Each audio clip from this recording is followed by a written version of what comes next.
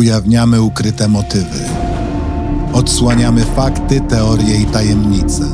Od odcisków palców po nagrania z kamer.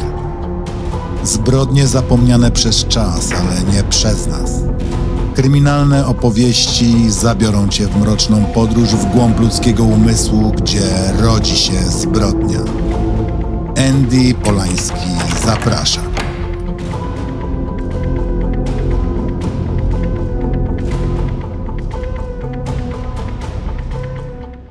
Ostrzeżenie. Ten materiał zawiera opis prawdziwych wydarzeń kryminalnych. Został przygotowany w celu dokumentowania i analizy ludzkich zachowań oraz ukazania skali popełnionych zbrodni. Opisy drastycznych zdarzeń przedstawiono wyłącznie w kontekście faktów, bez zamierzonego epatowania przemocą i bez treści sensacyjnych. Celem jest zrozumienie, a nie szokowanie. Wszystkie informacje oparte są na publicznie dostępnych źródłach, a sposób ich prezentacji ma charakter edukacyjny i dokumentalny. Materiał przeznaczony jest dla odpowiedzialnych odbiorców. Jeżeli jesteś osobą szczególnie wrażliwą na temat przemocy lub ludzkiego cierpienia, rozważ, czy chcesz wysłuchać tego odcinka. Jeśli doświadczasz przemocy, poczucia zagrożenia lub innego rodzaju trudności, proszę zwróć się o pomoc do odpowiednich instytucji lub służb w miejscu swojego zamieszkania. 27 lipca 2010 roku Marina Johansson położyła się spać we własnym domu na obrzeżach Stenungsund, niewielkiego miasteczka w rejonie Holland na zachodnim wybrzeżu Szwecji. Następnego ranka nikt już jej nie widział. W domu wszystko wyglądało tak, jakby właśnie wyszła tylko na chwilę. Drzwi były niewyważone, na stole wciąż stał kubek z niedopitą herbatą, a w sypialni telefon, portfel i ubrania, które miała włożyć następnego dnia. Mariny jednak nie było. Nie zostawiła żadnej wiadomości, nie kontaktowała się z rodziną ani przyjaciółmi. Jej samochód wciąż stał na podjeździe, a w skrzynce pocztowej czekał list, którego już nigdy nie otworzyła. Dla bliskich to zniknięcie było jak nagłe wymazanie człowieka z rzeczywistości. Dla policji od początku pachniało zbrodnią. Marina Johansson urodziła się 16 czerwca 1979 roku jako córka Lili i Larsa Johanssonów. Miała dwie młodsze siostry, które z uwagi na prywatność nie występują publicznie w tej historii. Marina mieszkała samotnie w domu położonym na uboczu, pracowała zawodowo w obszarze ochrony środowiska jako inspektorka. Dorastała w bardzo religijnym domu. Jej siostry wspominały później, że w dzieciństwie nie mogły grać w karty, malować paznokci ani robić nic, co uznawano za grzeszne. Dziewczynki trzymały się razem, nie miały przyjaciół, z którymi mogłyby się bawić. Jedna z koleżanek z pracy opisała Marinę jako osobę trochę niedojrzałą, bardzo uległą i mającą trudności z odmawianiem komukolwiek. Była jednak opiekuńcza i zawsze gotowa, by pomagać innym. W wieku 17, może 18 lat związała się z mężczyzną o imieniu Pat. Zamieszkali razem w domu, który kupili dla niej rodzice. Rozstali się w 2005 roku, gdy Marina miała 25 lat. 2 lata później, w 2007 roku, poznała Fryderyka, który wkrótce wprowadził się do jej domu. Fryderyk był uzależniony od narkotyków, a Marina nie potrafiła tego zaakceptować. Nie znosiła narkotyków ani alkoholu, sama nigdy nie piła. Powód tej niechęci sięgał dzieciństwa. Jej ojciec nadużywał alkoholu, a wspomnienia tamtych lat pozostawiły w niej głęboki ślad. Jesienią 2009 roku Marina zakończyła związek z Fryderykiem, ale ponieważ nie miał dokąd pójść, pozwoliła mu nadal mieszkać w jej domu, w piwnicy. Choć formalnie nie byli już razem, ich relacje pozostawały trudne i niejednoznaczne. Nie jest łatwo o tym mówić, ale ten związek miał znaczenie dla późniejszego śledztwa. Marina interesowała się światem BDSM, w którym przyjmowała rolę dominującej kobiety. Była aktywna na kilku portalach, gdzie poznawała mężczyzn. Część z nich traktowała jak znajomych do rozmowy, inni stawali się jej partnerami w realnym życiu. Czasem spotkania kończyły się na kolacji, czasem na czymś więcej. BDSM to połączenie 4 pojęć pochodzących z języka angielskiego. Bondage and discipline, czyli wiązanie i dyscyplina, domination and submission, dominacja i uległość, sadizm and masochizm, czyli sadyzm i masochizm. Wbrew powszechnym skojarzeniom, BDSM nie musi mieć nic wspólnego z przemocą. To określenie obejmujące różne formy relacji lub zachowań między dorosłymi osobami, które świadomie i dobrowolnie ustalają między sobą określone role, np. osobę dominującą i uległą. Podstawą takiej relacji jest pełna zgoda, zaufanie i granice ustalone wcześniej. Wiele osób traktuje to jako element swojej tożsamości lub sposób budowania bliskości, a nie jak coś agresywnego czy niebezpiecznego. W środowisku BDSM obowiązuje zasada safe, sane and consensual, czyli bezpiecznie, rozsądnie i za obopólną zgodą. To, czy Fryderyk wiedział o tej stronie jej życia, nigdy nie zostało ustalone. Niektórzy znajomi twierdzili, że był o nią chorobliwie zazdrosny, inni, że udawał obojętność, dopóki mógł nadal mieszkać w jej domu i korzystać z jej pieniędzy. W sieci Marina utrzymywała kontakt z mężczyzną, który przedstawiał się jako mentor w środowisku BDSM.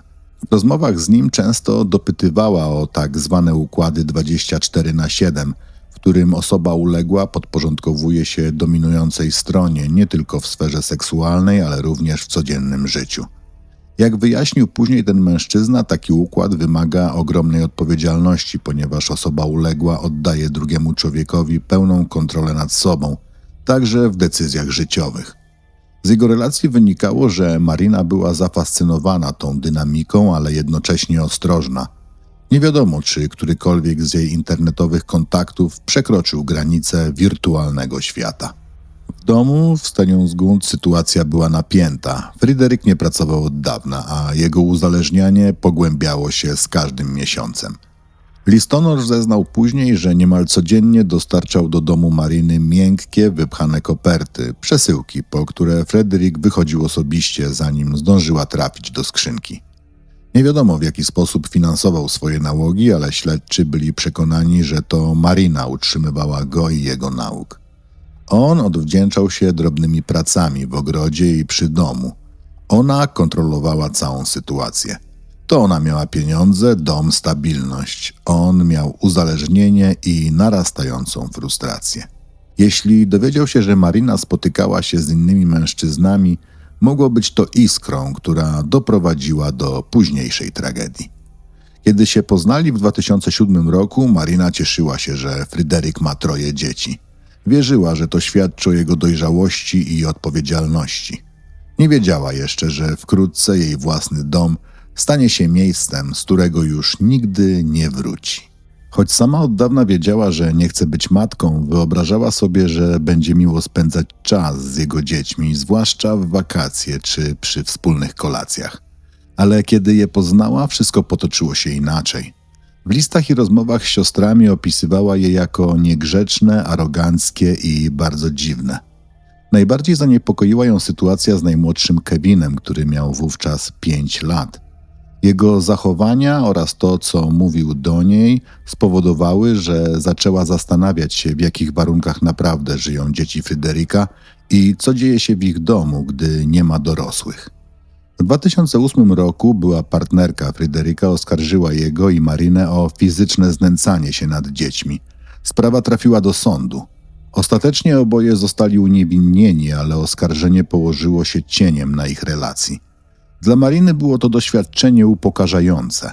Dla Fryderyka kolejne potwierdzenie, że świat jest przeciwko niemu. W jego kartotece widniały już wcześniej wyroki za napaść, posiadanie narkotyków i wykroczenia drogowe. Urodził się 27 lipca 1973 roku. Wysoki, szczupły, z długimi ciemnymi włosami, które zwykle wiązał w koński ogon. Z zewnątrz przystojny, wręcz magnetyczny. Z bliska zimny, nieprzewidywalny i coraz bardziej oderwany od rzeczywistości. Byłe partnerki Fryderyka opowiadały później, że wykorzystywał je finansowo. Nie miał stałej pracy, choć w 2010 roku miał już 37 lat. Żył z dnia na dzień, zależny od innych, no i oczywiście od narkotyków. Rodzina Mariny wiedziała, jak związek z nim stopniowo ją zmienia. Z życzliwej, empatycznej kobiety stawała się zamknięta, uważna, jakby stale czegoś się obawiała. Siostry mówiły, że Fryderyk próbował odizolować Marinę od bliskich. Kiedy wreszcie zerwała z nim jesienią 2009 roku, znów zaczęła przypominać dawną siebie, pogodną, otwartą, pełną energii. Latem 2010 roku, na kilka tygodni przed zaginięciem, wydawała się szczęśliwa jak nigdy wcześniej. Ale nikt nie przypuszczał, że ten spokój był tylko ciszą przed burzą. Jej siostry unikały Fryderyka. Nie chciały z nim rozmawiać, nie dzwoniły na domowy telefon, żeby przypadkiem nie odebrał telefonu. On nas przerażał, wspominały później. Było w nim coś niepokojącego, coś, czego nie potrafiłyśmy nazwać. Fragment dziennika Mariny, lato 2010 roku. 21 lipca. Fryderyk krzyczy na Kevina, że nie może wejść na plażę bez pozwolenia. Nie daje mu nawet szansy, by się poprawił. Reaguje od razu krzykiem. To nie jest zachowanie, jakiego chciałabym w ojcu moich dzieci. 22 lipca. Fryderyk nie rozumie, że jest mi trudno. Według niego tylko marudzę i jestem niesprawiedliwa. W nocy obudził mnie, bo chciał seksu. 26 lipca. Fryderyk wybrał kolację na zewnątrz, choć jego matka prosiła, byśmy jedli w domu. Musiała zająć się dziećmi sama. Nie zna pojęcia odpowiedzialności. 31 lipca. Urodziny babci. Miło spędziłam z nią czas w mieście. Fryderyk został z dziećmi i narzekał, że było mu ciężko, bo Sara się posikała w restauracji. Chciał, żebym poczuła się winna, że go zostawiłam. 7 sierpnia Fryderyk uderzył Sarę w twarz, a potem położył ją na kolana i sprał. Nie rozumiem, jak to wpływa na dzieci. To przerażające, jak łatwo traci panowanie nad sobą. Czy byłby w stanie uderzyć także mnie? W Szwecji stosowanie przemocy wobec dzieci jest nielegalne, niezależnie od okoliczności. Marina wiedziała o tym i była zbulwersowana. W jej notatkach widać, że coraz częściej zaczynała się bać o dzieci, ale też i o siebie. Szwecja była pierwszym krajem na świecie, który wprowadził prawo zakazujące stosowania przemocy fizycznej wobec dzieci, również w ramach tzw. dyscyplinowania.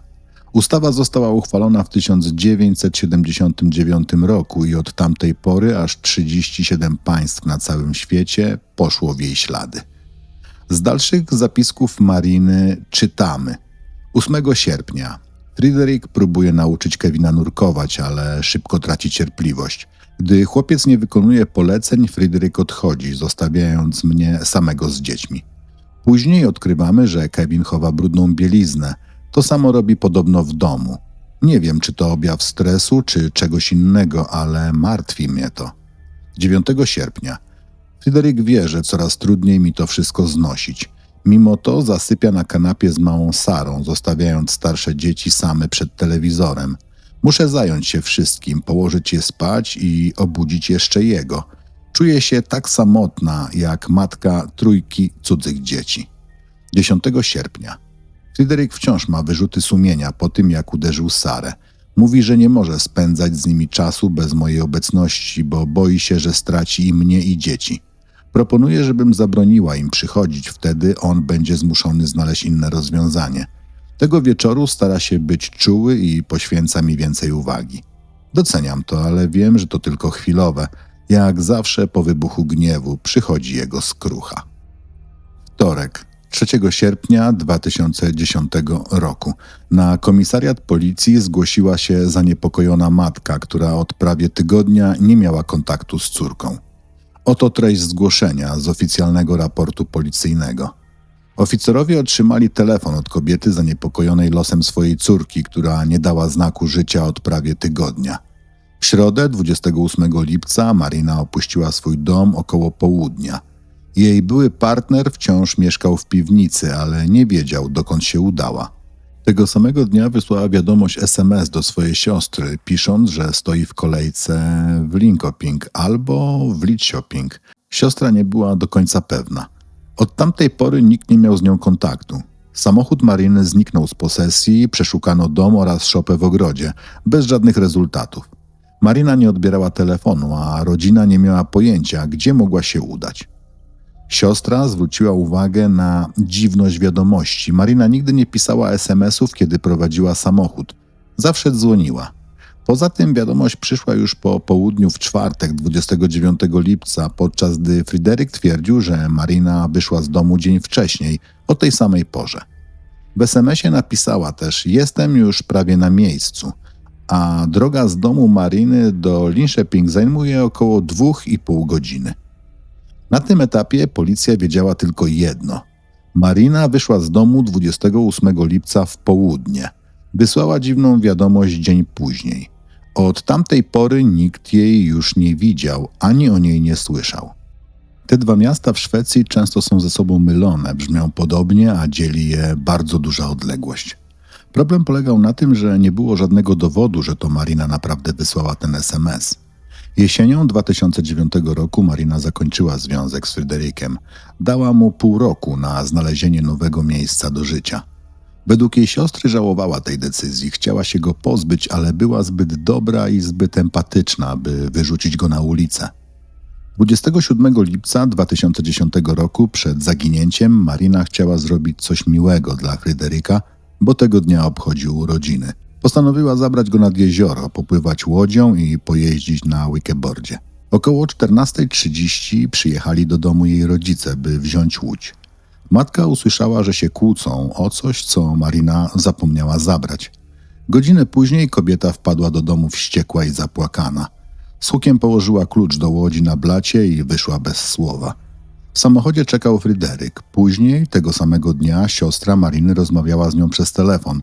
Marina była roztrzęsiona. Powiedziała, że zerwał się Hall do wakeboardu, a Fredrik zgubił w jeziorze swoje okulary Ray-Bany. Podczas powrotu miał na nią krzyczeć i wyzywać od najgorszych. Tej samej nocy o 23:35 Marina rozmawiała przez komputer ze znajomym o imieniu Joachim. Napisała, że miała fatalny dzień i że pokłóciła się z byłym partnerem, który wciąż z nią mieszka. O 23:52 zaproponowała mu, żeby wpadł do niej następnego dnia na fikę, czyli na kawę i rozmowę, jak to mają w zwyczaju Szwedzi. Umówili się, że spotkają się między 16 a 18. Planowała wcześniej pojechać do sklepu po części do Łodzi i potem spotkać się z siostrą, która kończyła pracę o 18. Rozmowę zakończyli 18 minut po północy. To był ostatni potwierdzony kontakt Mariny z kimkolwiek. Następnego dnia, 28 lipca, z jej konta wypłacono 10 000 koron szwedzkich. Pierwsza próba zakończyła się błędem PIN-u, ale druga już się powiodła. Nie wiadomo, kto dokonał wypłaty. Między 14 a 16 siostra Mariny wysłała jej kilka SMS-ów. Po chwili otrzymała odpowiedź. Nie mogę teraz rozmawiać, stoję w kolejce w Linköping albo Linköping. Kupuję nowy Hall. Zobaczymy się jutro. Kilka minut później przyszedł jeszcze jeden SMS. Kocham cię, Lil. Marina oczywiście w SMS-ie napisała tylko jedną nazwę miasta, ale siostra później miała problem, żeby powiedzieć, o jakie miasto chodziło. Tego wieczoru miały się spotkać i pojeździć na wakeboardzie. Marina nigdy nie odwoływała planów, tym bardziej nie przez SMS. Siostra uznała wiadomość za chłodną i dziwną. W złości ją skasowała, dlatego nikt już później nie mógł sprawdzić, czy w wiadomości faktycznie było to miasto, czy tamto. Czwartek, piątek, sobota, cisza. 31 lipca w sobotę były urodziny babci Mariny, których nigdy nie opuszczała. Nie pojawiła się, nie zadzwoniła. To był moment, w którym rodzina poczuła prawdziwy strach. Matka i siostra dzwoniły, pisały. Telefon był wyłączony. Najmłodsza z sióstr wspominała później, że były przerażone, ale jeszcze łudziły się, że może poznała kogoś w internecie i wyjechała. Z każdym dniem ta nadzieja jednak gasła. W poniedziałek 2 sierpnia matka postanowiła pojechać do domu Mariny. Zgłosiła się do policji, ale usłyszała, że zanim przyjmą zgłoszenie o zaginięciu, musi sprawdzić, czy córki rzeczywiście tam nie ma. Poprosiła więc młodszą córkę, by pojechała z nią, na wszelki wypadek. Siostra zabrała bejsbolowy kij, bo bała się, że jeśli Marina nie żyje, Fryderyk może zaatakować ich matkę. Na miejscu matka zapukała do drzwi, a siostra czekała w samochodzie z telefonem gotowym do wezwania policji. Po chwili drzwi się otworzyły. W progu stanął Fryderyk. Spokojny, opanowany, wręcz grzeczny. Pokazał im dom, mówił, że nie wie, gdzie jest Marina. Twierdził, że wyszła 28 lipca w południe i nie powiedziała, dokąd idzie. Dodał też, że spotykała się z wieloma mężczyznami z różnych stron internetowych, a on sam nie był w domu w nocy z 28 na 29 lipca. Pomagał im szukać, przeszukali dom i szopę w ogrodzie, ale nic nie znaleźli. Jednak matka zauważyła coś niepokojącego. Marina zaczęła zamykać swoje pokoje na klucz po rozstaniu z Fryderykiem, by nie grzebał w jej rzeczach. Teraz jednak, gdy stały pod drzwiami sypialni, Fryderyk chwycił nóż kuchenny i w kilka sekund otworzył zamek, jakby robił to nie pierwszy raz. Wnętrze pokoju było nienaturalnie czyste. Łóżko idealnie pościelone, wszystko uporządkowane. Marina taka nie była. Matka poczuła chłód. Coś tu nie pasowało. I uwierzcie mi, ten dom naprawdę był nie do opisania. Wszędzie rzeczy, kartony, torby, ubrania, stosy przedmiotów. Pełen chaos. Dlatego kiedy matka Mariny mówiła, że jej pokój był nienaturalnie uporządkowany, miała rację. To nie była Marina. Sąsiedzi później zeznali, że w noc, kiedy Marina prawdopodobnie zniknęła, z jej domu dobiegała głośna muzyka. Nigdy wcześniej tak się nie zachowywała. To też nie było w jej stylu. Podczas przeszukania domu policjanci zauważyli, że zniknęły jej najważniejsze rzeczy – paszport, portfel i telefon. 3 sierpnia, kiedy funkcjonariusze po raz pierwszy odwiedzili dom, nie znaleźli żadnych śladów walki ani przemocy. Rozejrzeli się, zrobili notatki i po prostu wyszli. Trzeba pamiętać, że wtedy traktowano tę sprawę jako zwykłe zaginięcie, a nie zbrodnię. Jeden z policjantów zauważył jednak kalendarz leżący przy komputerze Mariny. Otworzył go, żeby sprawdzić, czy zapisała w nim jakieś plany, które mogłyby wyjaśnić jej zniknięcie. Nie zabrał go jednak ze sobą. W końcu szukali tylko kobiety, która od kilku dni nie odbiera telefonu. A jak wiadomo, większość takich osób po prostu się odnajduje. Jak się później okazało, ten kalendarz nigdy więcej nie został już odnaleziony. 2 dni później, 5 sierpnia, odnaleziono samochód Mariny. Stał na parkingu przy pobliskiej stacji kolejowej. Zwrócił uwagę policjantów, bo był zaparkowany krzywo, zajmując prawie 2 miejsca. Dla obcych to mogło być nic nieznaczące, ale dla rodziny to był czytelny znak, że coś jest nie tak. Marina, mimo że w domu miała zwykle chaos, była bardzo skrupulatna w codziennych czynnościach. Nigdy nie zostawiłaby samochodu w taki sposób. Zawsze była rozsądna, uważna i przewidywalna, dlatego to nie mogła być ona. Kto zatem prowadził ten samochód?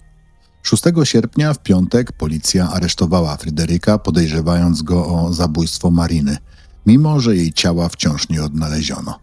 Śledczy nie mieli dowodów materialnych, ale zbyt wiele okoliczności wskazywało na niego.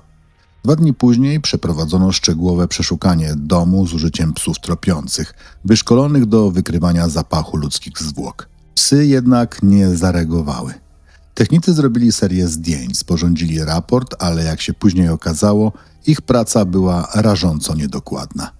To przeszukanie uznano później za jedno z najgorzej przeprowadzonych dochodzeń w historii szwedzkiej policji. Media w całym kraju pisały o tym z oburzeniem.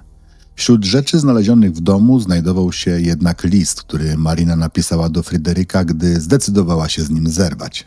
Nie wiem dokładnie, jak to powiedzieć, wiem tylko, że muszę. Ponieważ lepiej wyrażać się w piśmie, dostajesz ten list do ręki. Nie czuję się dobrze ani wobec siebie, ani wobec ciebie, próbując dalej to wszystko utrzymywać. Są we mnie ważne części mojej osobowości, których nie akceptujesz. I są w tobie rzeczy, których się boję. Nie czuję się z tobą tak dobrze, jak powinnam czuć się w związku. Myślę, że oboje zasługujemy na coś lepszego niż to, co teraz mamy. Wiem, że nie zgadzasz się ze mną całkowicie, ale tym razem muszę posłuchać siebie. Nasz związek miał zarówno dobre, jak i złe momenty, ale teraz niestety to koniec. Jak już wspomniałam, uważam, że siłą naszego związku było to, że potrafiliśmy się razem śmiać. Dobrze nam się rozmawiało, próbowaliśmy nowych tematów i lubiliśmy te same rzeczy. Dlatego mam nadzieję, że mimo wszystko pozostaniemy w kontakcie. Że wciąż będziemy mogli robić razem to, co sprawiało nam radość. Naprawdę chciałabym, żebyś był szczęśliwy, żebyś odbudował relacje z dziećmi i skupił się na tym, co najważniejsze. Wiem, że jesteś silny, że pewnie spodziewałeś się, iż kiedyś do tego dojdzie i poradzisz sobie z tym. Sama nie wiem, czy ja potrafię tak dobrze panować nad emocjami jak ty. Lubię cię, nawet bardzo, ale to po prostu nie działa. Nie chcę tłumaczyć wszystkiego w szczegółach, bo wiem, że i tak zrozumiesz. Żeby związek przetrwał, trzeba mieć wolę, żeby o niego walczyć i trzeba mieć w niego wiarę. A ja straciłam jedno i drugie. To nie twoja wina, nie obarczam cię. Po prostu to dla mnie zbyt wiele. Nie jestem dość dojrzała, żeby dalej to ciągnąć. Czuję, że rozstanie jest nieuniknione, a skoro żadne z nas nie młodnieje, nie ma sensu odwlekać tego, aż przestaniemy się lubić. Otworzyłam się przed tobą więcej niż przed kimkolwiek. Widziałeś, jaka jestem naprawdę i mam nadzieję, że mimo wszystko będziemy potrafili pozostać przyjaciółmi. Wiem, że twoja droga rozwoju, którą widziałam przez te lata, będzie trwała dalej. Jeśli tylko pozwolisz, chętnie ci w tym pomogę. Mam nadzieję, że nie jesteś teraz zły ani smutny. Nie chcę cię ranić, chcę tylko, żebyśmy oboje mogli znowu poczuć się dobrze. Nie mam już siły walczyć o coś, co się rozpadło, ale będę zawsze wdzięczna za to, co było. Za wszystko, co mnie wzmocniło, nauczyło przebaczać i sprawiło, że odkryłam w sobie siłę, której wcześniej nie znałam. Dziękuję ci za wspólne chwile, za śmiech, za to, że potrafiliśmy być dla siebie dobrzy. Mam nadzieję, że zapamiętasz nas jako coś pozytywnego, nawet jeśli wciąż jest miłość, nie ma już wiary, a odwlekanie tego w niczym nie pomoże. Jesteś dobrym człowiekiem i zasługujesz na szczęście, tak samo jak ja. Marina. Mimo ogromnej pracy policji brakowało dowodów. Śledczy analizowali nie tylko życie Mariny i jej relacje z Fryderykiem, ale także jej aktywność w internecie. Rozmawiali z mężczyznami, z którymi pisała lub spotykała się prywatnie. Niektórzy byli jej znajomymi z forów, inni tylko przyjaciółmi z sieci. Policja przesłuchała wielu z nich, ale nie znalazła żadnego powiązania z jej zaginięciem. Wszystkie tropy prowadziły z powrotem do jednej osoby – Fryderyka. A jednak wciąż nie było ani ciała, ani twardych dowodów. 13 sierpnia 2010 roku, zaledwie tydzień po aresztowaniu, Fryderyk został zwolniony z braku dowodów. Śledczy przeszukali okoliczne lasy, pola i jeziora, wykorzystując helikoptery, psy i nurków. Było to jedno z większych poszukiwań w historii. Mijały tygodnie, potem miesiące, a po Marinie nie było ani śladu. Na początku nowego roku sprawa Mariny Johansson niespodziewanie nabiera tempa, ale to, co wydarzy się teraz, jest naprawdę dziwne. Zanim Marina poznała Fryderyka, przez prawie 10 lat była w związku z mężczyzną o imieniu Pat. Kupili wspólnie dom z pomocą finansową rodziców Mariny i mieszkali tam aż do rozstania w 2005 roku. 2 lata później w życiu Mariny pojawił się Fryderyk, który wprowadził się do tego samego domu w 2007. Ten pierwszy partner, Pat, mimo rozstania, pozostał bardzo blisko z rodziną Johanssonów. Utrzymywał kontakt z rodzicami Maryny, jej siostrami, a nawet z nią samą. Matka Maryny mówiła później, że był dla nich jak kolejny syn. I właśnie dlatego kolejne wydarzenia wydają się tak niepojęte. W połowie grudnia 2010 roku Pat i jego żona Lota wprowadzają się do domu Maryny. Tak, tego samego domu, w którym Marina mieszkała i z którego zniknęła zaledwie 5 miesięcy wcześniej. Rodzice Mariny zgodzili się na to, by dom nie stał pusty przez zimę. Zanim nowi lokatorzy się wprowadzili, matka Mariny postanowiła przygotować wszystko. Odkurzyć, posprzątać, pościelić łóżko. Podczas zmieniania pościeli próbowała zdjąć duży koc, który ktoś wcześniej wsunął między 2 materace. Koc był jednak tak mocno przyciśnięty, że kobieta nie zdołała go wyjąć. Zrezygnowała i zostawiła go na miejscu. Kilka dni później, tuż przed świętami Bożego Narodzenia, Pat i Lota zamieszkali w domu. Spali w łóżku Mariny, dużym, dwuosobowym, złożonym z 2 pojedynczych materacy, zsuniętych razem. Przez 2 tygodnie wszystko wydawało się w porządku. Aż do 3 stycznia 2011, kiedy Lota postanowiła zmienić pościel. Zauważyła ten sam koc i tym razem go wyciągnęła. Pod nim, w górnej części materaca, tam gdzie kładzie się głowę, zobaczyła dużą, brunatno-czerwoną plamę. Natychmiast zadzwoniła na policję. Dla wielu osób i dla mnie także to jeden z najbardziej niepokojących momentów całej sprawy. Bo jak można było zamieszkać w domu kobiety, której los był nieznany, i spać w jej łóżku, nie mając pewności, co tam się wydarzyło? A kiedy odkryli tę plamę, świadomość, że przez 2 tygodnie spali na miejscu zbrodni, musiała być wstrząsająca. Podczas przesłuchania Pat przyznał, że na początku nie był przekonany do pomysłu zamieszkania w tym domu, ale gdy wszedł do środka, miał wrażenie, że czas się tam zatrzymał. Wszystko wyglądało tak jak wtedy, gdy sam tam mieszkał 5 lat wcześniej i jak powiedział, poczuł się tam zaskakująco dobrze. Policjanci zapytali go o broń. Pat odparł, że wciąż ma sejf z bronią myśliwską w piwnicy domu Mariny. W sejfie znajdowały się jego zarejestrowane egzemplarze broni, a klucze były tylko 2. Jeden miał przy sobie, a drugi znajdował się w domu jego rodziców. Warto dodać też, że szwedzkie prawo dotyczące broni palnej jest niezwykle restrykcyjne. Posiadanie broni przez cywilów jest zabronione z wyjątkiem myśliwych, sportowców i kolekcjonerów. Aby uzyskać pozwolenie, trzeba przejść długą procedurę policyjną, a broń musi być zawsze rozładowana i przechowywana w specjalnych sejfach. Wracając do sprawy, Pat powiedział też śledczym, że Marina miała stary karabin po swoim dziadku, który walczył w czasie II wojny światowej. Broń ta była schowana w tajnej wnęce pod schodami w piwnicy. Kiedy Pat opowiada policji o karabinie, mówi, że dziadek Mariny podarował jej go przed śmiercią. Ale później wychodzi na jaw, że broń została zgłoszona jako zaginiona, a może nawet skradziona, kiedy rodzina porządkowała rzeczy po jego śmierci. Karabin nigdy nie został odnaleziony. Policja bada plamę krwi znalezioną w łóżku. To krew Mariny. Z analizy wynika, że jej ilość była śmiertelna. Tak duża, że Marina nie mogłaby po takim krwotoku samodzielnie opuścić domu. Kiedy odkryto tę plamę, śledczy powinni od razu zbadać materacę. Na spodzie łóżka znajdował się gruby, sprężynowy materac, a na nim cieńsze, tak zwane materace nawierzchniowe, popularne w Szwecji, nakładane dla większego komfortu. 2 z tych cienkich materacy miały jednak inny model i producenta niż reszta. Policja szybko ustaliła, że to ten sam typ, jaki znajdował się w łóżku Fryderyka w jego poprzednim mieszkaniu. Wyglądało więc na to, że oryginalne materace Mariny zostały wymienione, a Fryderyk podmienił je na swoje stare. Na miesiąc przed zaginięciem Marina kupiła taczkę, o którą prosił Fryderyk. Towarzyszyła jej wtedy matka. Zdziwiła się i zapytała córkę, po co jej nowa, skoro stara wciąż była dobra. Fryderyk odpowiedział, że potrzebuje większej, bo poprzednia nie wystarcza. Marina nie wyjaśniła, do czego miała służyć. Dom Mariny stał na nierównym terenie. Prowadziło do niego kilka stopni i pochylnie.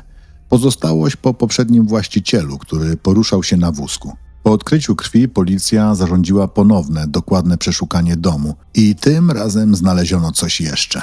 Dziurę po kuli w ścianie, tuż obok łóżka. Trudno było uwierzyć, że technicy podczas pierwszego dochodzenia nie zauważyli ani ogromnej plamy krwi, ani ślady po strzale. W dziurze znaleziono ślady ołowiu i drobny fragment kości. Nie udało się jednak potwierdzić, czy pochodził z ciała Mariny. Ale teraz śledczy mieli już twarde dowody. Dlatego 1 kwietnia 2011 Fryderyk został ponownie aresztowany. To nie był żart z okazji Prima Aprilis. Tym razem naprawdę chodziło o morderstwo. 12 sierpnia 2011 roku prokuratura postawiła mu zarzut zabójstwa, a proces rozpoczął się 10 dni później, 22 sierpnia. Po 3 tygodniach, 16 września, zapadł wyrok.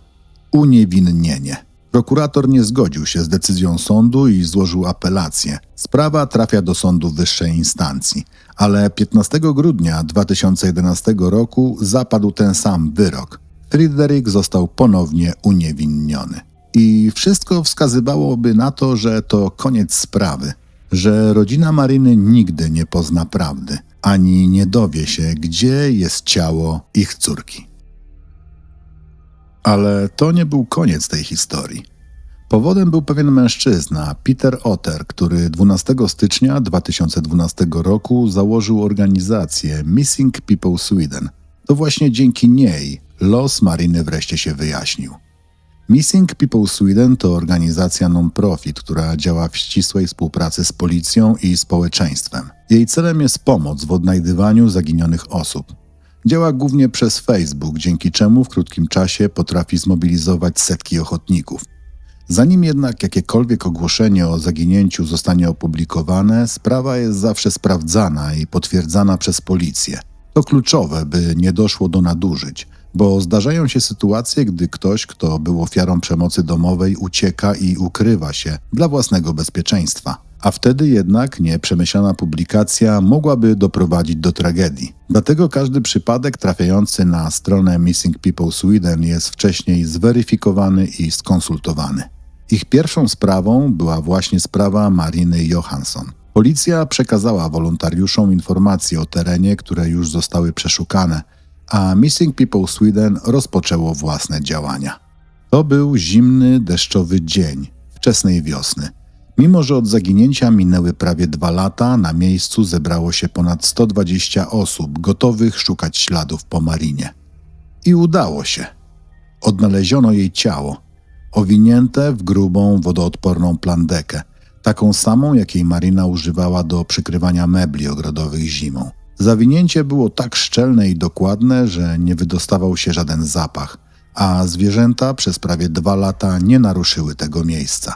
Potrzeba było 4 dni, by potwierdzić tożsamość. Udało się to dzięki porównaniu uzębienia. Marina została zabita jednym strzałem w głowę. I w tym momencie wszystko zaczęło układać się w logiczną całość. Jej były partner, Fryderyk, wcześniej 2-krotnie uniewinniony przez sąd, nagle znów znalazł się w centrum uwagi śledczych. Jego zachowanie od początku budziło wątpliwości. Na samym początku próbował stworzyć wrażenie, że Marina wyjechała dobrowolnie. Zostawił jej samochód przy stacji kolejowej. Wysłał SMS-a z jej telefonu do siostry, pisząc, że prawie już jest na miejscu. Nikt nie był pewien, o które miasto chodziło. Chciał, żeby wszystko wyglądało tak, jakby po prostu wyjechała na zakupy i zniknęła. Ale gdy znaleziono krew pod jej łóżkiem, Fryderyk zmienił wersję wydarzeń. Twierdził, że Marina miała gościa i że dlatego nie było go w domu w nocy z 28 na 29 lipca. Policja jednak była pewna, że Marina zaginęła wcześniej, w nocy z 27 na 28 2010 roku. Po jej śmierci Fryderyk próbował zainscenizować całą sytuację. Wysyłał wiadomości z jej telefonu, odgrywał rolę zaniepokojonego partnera, a jednocześnie robił wszystko, by zmylić tropy. Analiza danych telefonicznych wykazała, że SMS wysłany z telefonu Mariny, rzekomo z drogi do Linköping, w rzeczywistości został wysłany z okolic jej domu. Nie z trasy, nie z innego miasta, lecz z miejsca, w którym prawdopodobnie już nie żyła. Następnego dnia z jej telefonu wysłano kolejną wiadomość, tym razem do Fryderyka. Treść SMS-a nigdy nie została poznana, a Fryderyk stwierdził, że nigdy jej nie otrzymał. Nie znaleziono jej na jego telefonie, a aparat Mariny zaginął bez śladu. Po odnalezieniu ciała prokuratura ponownie zaczęła budować sprawę przeciwko Fryderykowi. W Szwecji istnieje instytucja zwana rewizją Sądu Najwyższego, która jest uruchamiana bardzo rzadko, zazwyczaj w sytuacjach, gdy ktoś mógł zostać niesłusznie skazany, ale może być też stosowana w drugą stronę, gdy ktoś został niesłusznie uniewinniony, a pojawiły się nowe dowody. I tak właśnie stało się tutaj. 1 listopada 2013 roku Sąd Najwyższy Szwecji zdecydował, że sprawa zostanie wznowiona. To niezwykle rzadkie w szwedzkim systemie prawnym, bo oznaczało, że Fryderyk będzie sądzony ponownie za to samo morderstwo, tym razem z nowymi dowodami w rękach prokuratury. Kilka tygodni później policyjny technik IT, korzystając z nowoczesnych narzędzi, odnalazł coś, co miało ogromne znaczenie. Udało mu się odzyskać usuniętą wiadomość, którą Marina wysłała do Fryderyka 29 lipca, dzień po tym, gdy według śledczych już nie żyła. SMS został wcześniej skasowany z telefonu Fryderyka, co oznaczało, że kłamał, twierdząc, iż nigdy go nie otrzymał. Treść wiadomości brzmiała: zostanę tu do jutra. To jedno zdanie zdemaskowało całą jego narrację. Na początku Fryderyk twierdził, że Marina wyjechała dobrowolnie, że pojechała na zakupy. W tym kontekście SMS idealnie pasował. Mógłby dać mu jeszcze 1 dzień spokoju, zanim ktoś zacząłby jej szukać. Ale gdy później zmienił wersję i zaczął mówić, że Marina miała spotkać się z kimś w domu, a on sam dlatego spędził noc z 28 na 29 lipca poza domem, ten SMS już nie pasował do historii, więc usunął go i zaprzeczył jego istnieniu. Zapytany, gdzie był tamtej nocy, Fryderyk powiedział, że nocował na cmentarzu, gdzie pochowany jest jego dziadek. To tłumaczenie sprawiło, że nikt nie mógł zweryfikować jego alibi. Podczas ostatniego procesu pojawił się też nowy świadek. Mężczyzna mieszkający zaledwie 200 metrów od domu Mariny zeznał, że w nocy z 27 na 28 lipca 2010 roku widział coś, co go zaniepokoiło. Według jego relacji około północy on i jego znajomi, uzależnieni od narkotyków, szukali otwartej stacji benzynowej lub auta, z którego mogliby spuścić paliwo. Wtedy zauważyli szare auto wyglądające jak samochód Mariny. Z auta wysiadł mężczyzna w samej koszulce i czerwonych spodenkach, bez butów i bez skarpet. Był zdenerwowany, wymachiwał rękami, a potem otworzył bagażnik i zaczął coś przenosić. Świadek widział, jak mężczyzna pochyla się w krzakach, jakby coś ukrywał. Po chwili wsiadł z powrotem do auta i odjechał. Świadek i jego znajomi rozważali, by wrócić i zobaczyć, co tam zostało schowane, ale zrezygnowali i zapomnieli o tej sprawie, aż do momentu, gdy w gazetach przeczytali o morderstwie. Opis mężczyzny dokładnie odpowiadał wyglądowi Fryderyka. Wraz z tymi nowymi dowodami, odzyskanym SMS-em, zeznaniami świadka i wynikami badań balistycznych, sprawa trafiła do sądu po raz trzeci. W kwietniu 2014 roku Fryderyk został uznany za winnego zabójstwa Mariny Johansson i skazany na 16 lat więzienia. To jeden z najbardziej niezwykłych przypadków w historii szwedzkiego wymiaru sprawiedliwości, bo człowiek, który dwukrotnie usłyszał wyrok uniewinniający, został w końcu prawomocnie skazany za morderstwo kobiety, którą przez 2 lata uważano za zaginioną. Marina Johansson wydawała się być kobietą, która całe życie próbowała odnaleźć siebie, zrozumieć, kim naprawdę jest i kogo może obdarzyć zaufaniem. Była ciepła, wrażliwa, zbyt dobra dla ludzi, którzy tej dobroci nie potrafili odwzajemnić. I właśnie ta dobroć okazała się dla niej zgubna. Zamiast wyrzucić go z domu, zamiast odciąć się od tego, co ją niszczyło, zostawiła mu miejsce w piwnicy, w życiu, w swoim sercu. I to kosztowało ją wszystko. Dziś jej historia jest przestrogą nie tylko o przemocy czy manipulacji, ale o tym, jak cienka bywa granica między współczuciem a naiwnością. Marina chciała pomóc człowiekowi, który jej nienawidził za to, że była silniejsza od niego. Czasem zastanawiam się, ilu ludzi podobnych do niej wciąż milczy. Boją się odejść, bo czują litość, bo wierzą, że miłość wystarczy, by naprawić drugiego człowieka. Ale prawda jest inna. Nie każdą duszę da się uratować i nie każdą historię zakończyć nadzieją. A jeśli kiedykolwiek usłyszysz w wiadomościach, że ktoś zaginął, przypomnij sobie o takich organizacjach jak m.in. Missing People Sweden, o zwykłych ludziach, którzy nie przestali szukać, nawet wtedy, gdy inni już dawno stracili nadzieję. Bo dzięki nim rodzina Mariny mogła w końcu pożegnać ją naprawdę. I choć prawda była bolesna, to milczenie byłoby na pewno jeszcze gorsze. Dziękuję, że wysłuchaliście tej historii do końca. Historii o kobiecie, która zaufała nie temu, komu powinna, i o systemie, który mimo wszystkich błędów w końcu doprowadził sprawiedliwość do końca. Jeśli podoba Wam się to, co robię, pamiętajcie, subskrypcja kanału to najszybsza i całkowicie darmowa forma wsparcia. Wielu z Was regularnie słucha nowych odcinków, ale jeszcze nie kliknęło subskrybuj. Zróbcie to proszę, dzięki temu te historie będą mogły docierać do jeszcze większej liczby osób. Dziękuję również wszystkim patronom kanału. To właśnie dzięki Wam mogę poświęcać czas na dokumentowanie i opowiadanie tych prawdziwych historii w sposób rzetelny i godny ofiar. Wasze wsparcie naprawdę ma znaczenie. A jeśli chcecie pomóc mi w kolejnym projekcie, to nowy kanał, nad którym pracuję od dłuższego czasu. Jeszcze nie wystartował, ale każda subskrypcja już teraz pomoże mu nabrać rozpędu.